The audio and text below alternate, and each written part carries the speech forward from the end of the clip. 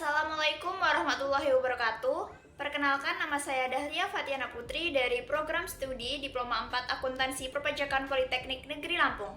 Di video kali ini saya akan membahas tentang mata kuliah perpajakan internasional, yaitu mengenai konsep anti-tax avoidance, prinsip non-diskriminasi, dan metode penghindaran pajak berganda. Oke, langsung saja masuk ke materi. Yang pertama yaitu konsep anti-tax avoidance.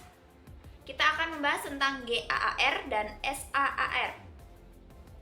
Dalam istilah perpajakan internasional, ketentuan tersebut disebut dengan Specific Anti-Avoidance Rule atau disingkat dengan SAAR dan General Anti-Avoidance Rule atau disingkat GAAR. SAAR merupakan ketentuan anti penghindaran pajak yang bersifat khusus. SAAR relatif lebih kecil kemungkinannya dalam menimbulkan ketidakpastian pajak, mengingat ruang lingkup pemberlakuannya itu dibatasi. Contoh dari SAAR yaitu ada CFC Rule, Arm's Length Rule, Advance Pricing Agreement, dan Debt to Equity Ratio. Kemudian, GAAR merupakan ketentuan anti penghindaran pajak yang bersifat umum, yang tidak dibatasi kepada subjek atau objek tertentu. GAAR bertujuan untuk mengantisipasi praktik penghindaran pajak yang belum diatur dalam ketentuan yang bersifat khusus. Kendati demikian, GAAR sering dikritik sebagai penyebab ketidakpastian karena adanya diskresi yang terlalu besar bagi otoritas pajak dalam menginterpretasikan motif bisnis. Yang selanjutnya yaitu prinsip non-diskriminasi. Yang pertama itu ada prinsip national treatment. Jadi, prinsip non-diskriminasi ini dapat dibedakan menjadi dua, yaitu prinsip most favored nation dan prinsip national treatment. Yang pertama kita akan bahas tentang prinsip national treatment. Prinsip national treatment adalah prinsip yang bertujuan untuk menciptakan harmonisasi perdagangan agar tidak terjadi perlakuan yang diskriminatif. Prinsip ini melarang negara memberikan perlakuan berbeda antara perusahaan nasional ataupun produk asing. Dalam prinsip national treatment, terdapat konsep liberal yang membatasi campur tangan pemerintah dalam pasar perdagangan domestik. Prinsip non-diskriminasi yang kedua yaitu ada prinsip most favored nation. Prinsip ini adalah prinsip perdagangan internasional yang harus dilakukan secara non-diskriminasi. Prinsip ini mensyaratkan bagi suatu negara pemerintah untuk tidak memberikan perlakuan diskriminasi antara jasa dan pemberi jasa dari negara-negara lainnya. Berdasarkan pasal 2 GATS, terdapat kewajiban dan disiplin yang diperlakukan bagi negara anggota, yaitu negara peserta boleh menerapkan kebijakan yang tidak sesuai apabila tercantum dalam aneks pasal 2 exemption. Kemudian, negara peserta harus segera dengan dan tanpa syarat memberikan perlakuan yang tidak berbeda kepada jasa dan pemasok jasa dari negara lain. Dan ketentuan dalam perjanjian ini tidak dimaksudkan untuk melarang suatu negara peserta memberikan kemudahan kepada negara yang berbatasan wilayah. Yang selanjutnya yaitu metode penghindaran pajak berganda atau P3B. Jadi, dalam setiap pemajakan, setiap negara berdaulat itu akan memberlakukan pemajakan terhadap objek pajak dan subjek pajaknya, yaitu berdasarkan ketentuan domestiknya. Di bawah naungan dari negara kedaulatan tersebut. Misalkan Indonesia berarti ada WNI, kemudian ada wajib pajak, BUT, dan subjek pajak dalam negeri. Dan juga terhadap WNA maupun subjek pajak luar negeri. Nah, kalau seandainya dalam ketentuan domestik dari negara-negara pemungut pajak tersebut terdapat pengecualian atau pembebasan dari pajak terhadap subjek atau pajak yang bertempat kedudukan atau berada di luar wilayah kedaulatannya, maka tidak akan terjadi PBI. Oke, yang selanjutnya yaitu Perjanjian Penghindaran Pajak Berganda atau yang biasa kita singkat dengan P3B adalah perjanjian internasional di bidang perpajakan antara kedua negara guna menghindari pemajakan ganda agar tidak menghambat perekonomian kedua negara dengan prinsip saling menguntungkan antar kedua negara dan dilaksanakan oleh penduduk antar kedua negara yang terlibat dalam perjanjian tersebut. Berikut ini ada beberapa metode penghindaran pajak berganda. Yang pertama itu ada metode tax credit atau pengurangan. Itu terdiri dari full tax credit method, ordinary tax credit method, dan tax sparing credit method. Kemudian yang kedua yaitu ada metode tax exemption atau pembebasan. Itu terdiri dari full exemption method, tax exemption at the top, tax exemption at the bottom, dan proportional tax exemption. Kemudian yang ketiga ada metode tax deduction atau pembebanan pajak sebagai biaya. Kemudian yang keempat ada metode tax rate reduction atau pengurangan tarif pajak. Oke, untuk penjelasannya kita akan masuk ke slide yang selanjutnya. Yang pertama kita akan menjelaskan tentang metode tax credit. Dalam metode ini, penghasilan dari luar negeri adalah objek pajak dan harus digabungkan dengan penghasilan dari dalam negeri. Namun, pajak yang dibayar itu atas penghasilan dari luar negeri tersebut dapat dikurangkan dari jumlah pajak terutang di dalam negeri. Macam-macam tax credit. Yang pertama itu ada full tax credit method, yaitu seluruh pajak yang dibayar di luar negeri dapat dikreditkan dari jumlah pajak yang terutang atas seluruh penghasilan. Kemudian ada ordinary tax credit method, yaitu jumlah pajak yang dibayar di luar negeri itu dapat dikurangkan, tetapi tidak boleh melebihi jumlah pengurangan pajak yang dihitung berdasarkan undang-undang domestik. Kemudian ada tax sparing credit method, yaitu penghasilan dari negara sumber yang mendapat fasilitas pembebasan pajak atau tax holiday dianggap tetap terutang pajak di negara sumber. Berikut adalah contoh dari metode tax credit. Misalkan, wajib pajak negara A dalam tahun 2007 memperoleh penghasilan dari dalam negeri 100 juta dan dari luar negeri misalkan negara B 50 juta. Tarif PPh negara A adalah 25% dan tarif negara B itu adalah 30%. Jadi, pajak terutang negara A itu sebesar 37.500.000 yaitu dari 100 juta ditambah dengan 50 juta kemudian dikalikan dengan tarif PPh negara A yaitu sebesar 25%. Kemudian pajak terutang negara B yaitu sebesar 15 juta, dari 50 juta dikalikan dengan tarif PPh negara B yaitu sebesar 30%. Nah, untuk penghitungannya yang pertama itu berdasarkan full tax credit method.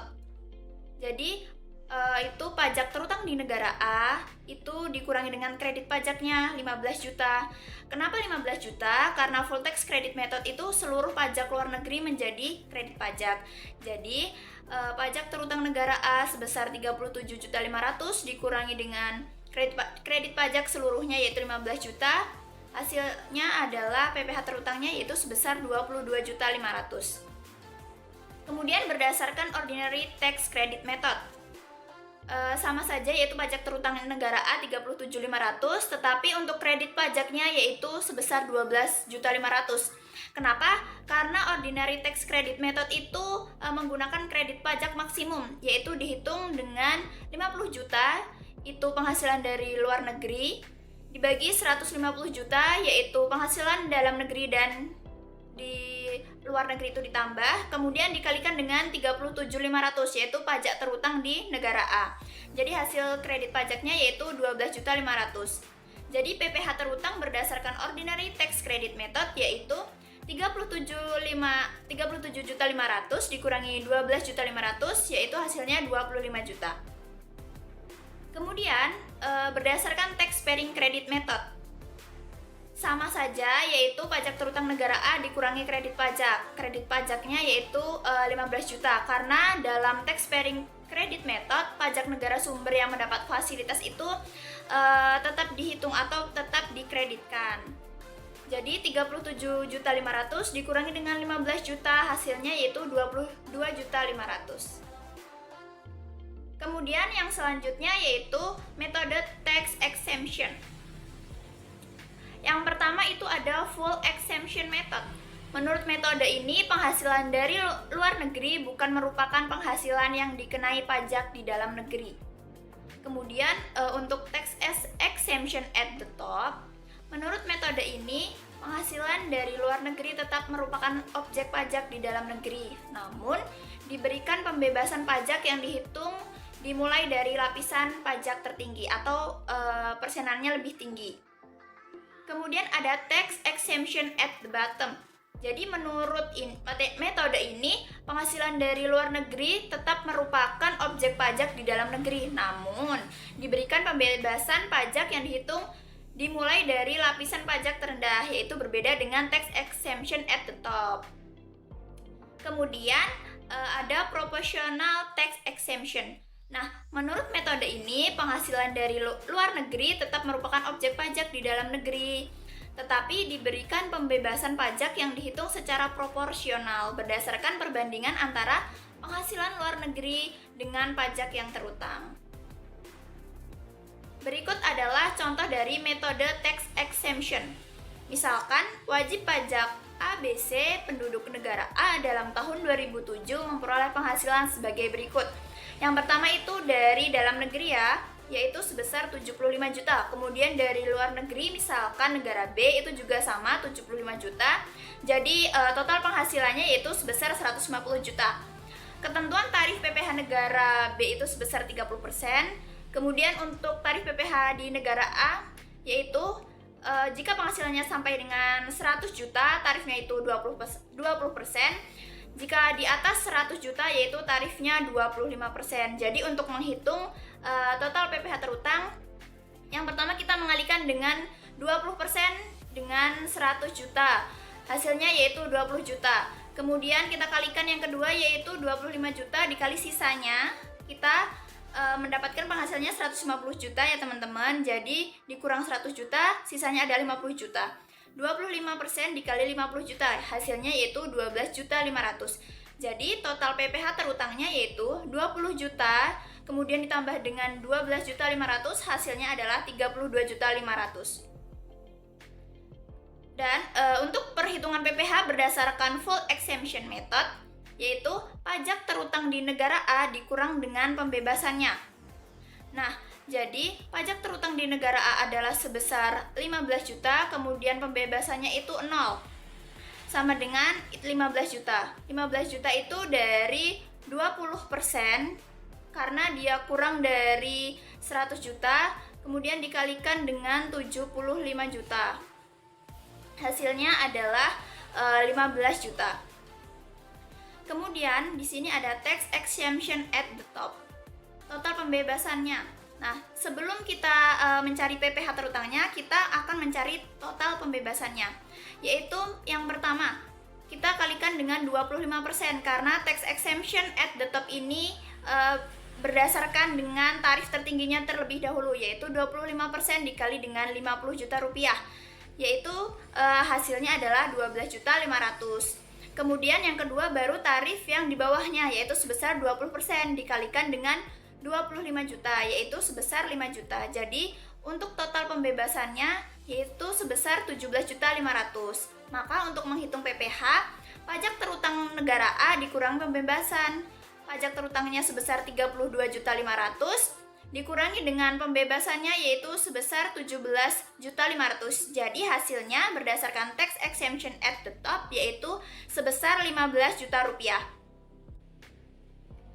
Berdasarkan tax exemption at the bottom, sebelumnya yaitu kita akan mencari total pembebasannya terlebih dahulu, yaitu 20% dikalikan dengan 75 juta, yaitu hasilnya adalah 15 juta. Karena tax exemption at the bottom ini, pembebasan pajak luar negerinya itu dimulai dari lapisan terendah, jadi kita menggunakan persenan 20%. Kemudian setelah itu, kita akan mencari PPh terutangnya, yaitu dengan pajak terutang negara A dikurangi dengan pembebasan 32.500.000 dikurangi dengan 15 juta, maka PPh terutangnya berdasarkan tax exemption at the bottom sebesar 17.500.000.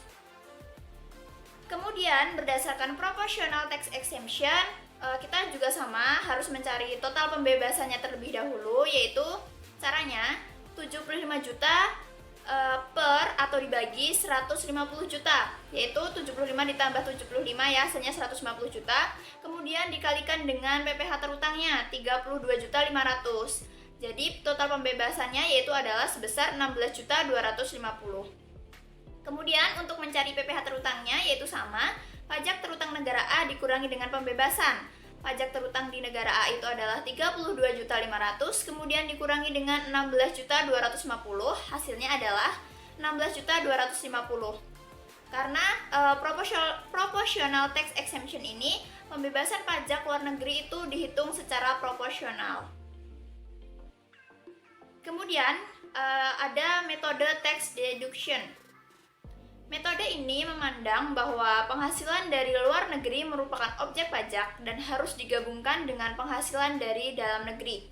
Namun, pajak yang telah dibayar oleh wajib pajak di luar negeri atas penghasilan dari luar negeri tersebut diperlakukan sebagai biaya untuk menghitung PPh terutang. Contohnya, WP negara A dalam tahun 2007 memperoleh penghasilan dari dalam negeri sebesar 100 juta. Dan dari luar negeri, misalkan negara B, itu 50 juta. Tarif PPh negara A adalah 25% dan tarif PPh negara B adalah 30%. Total penghasilannya yaitu 150 dari 100 juta di dalam negeri dan 50 juta di luar negeri. Jadi totalnya adalah 150 juta. Kemudian ada pajak luar negeri yang diperlakukan itu sebagai biaya, yaitu sebesar 15 juta. Dari mana? Yaitu dari penghasilan luar negeri sebesar 50 juta kemudian dikalikan dengan tarif negaranya, yaitu 30%. Jadi 15 juta. Kemudian total penghasilan itu dikurangi dengan pajak luar negerinya, yaitu 150 juta dikurangi dengan 15 juta, yaitu hasilnya adalah 135 juta. Kemudian baru kita dapat menghitung PPh terutangnya, yaitu tarif PPh di negara A yaitu sebesar 25% dikalikan dengan total penghasilan yang sudah dikurangi dengan pajak luar negeri yaitu sebesar 135 juta. Jadi PPh terutangnya adalah sebesar 33.750.000. Kemudian yang selanjutnya yaitu ada metode tax rate reduction. Metode ini juga menganggap penghasilan dari luar negeri merupakan objek pajak dan harus digabungkan dengan penghasilan dari dalam negeri. Namun, penghasilan dari luar negeri dikenakan tarif yang lebih rendah. Contohnya, wajib pajak negara A dalam tahun 2007 memperoleh penghasilan dari dalam negeri 100 juta. Dan dari luar negerinya atau misalkan kita negara B itu 50 juta. Tarif PPh negara A itu 25% dan tarif PPh negara B adalah 30%. Untuk penghasilan dari luar negeri diberikan pengurangan 25%. Jadi kita akan menghitung PPh terutangnya. Yang pertama kita akan menghitung dari penghasilan dari dalam negeri terlebih dahulu, yaitu kita kalikan dengan 25% dikali dengan 100 juta. Itu penghasilan dari dalam negerinya, yaitu sebesar 25 juta. Kemudian kita akan menghitung dari penghasilan luar negeri, yaitu 25% juga dikalikan dengan 75%. Kenapa 75%? Karena kita ketahui bahwa di dalam soalnya untuk penghasilan dari luar negeri diberikan pengurangan 25%. Jadi maka kita memakai 75% karena 100% dikurangi dengan 25% untuk pengurangannya. Kemudian dikalikan dengan 50 juta yaitu penghasilan dari luar negerinya. Kita akan mendapatkan hasil sebesar 9.375.000. Kemudian kita tambah antara penghasilan dalam negeri dan luar negerinya ya untuk PPh terutangnya, yaitu 25 juta ditambah dengan 9.375.000 yaitu menghasilkan PPh terutang 34.375.000. Oke, terima kasih. Itu saja yang dapat saya sampaikan. Apabila ada salah kata, saya mohon maaf. Saya akhiri. Wassalamualaikum warahmatullahi wabarakatuh.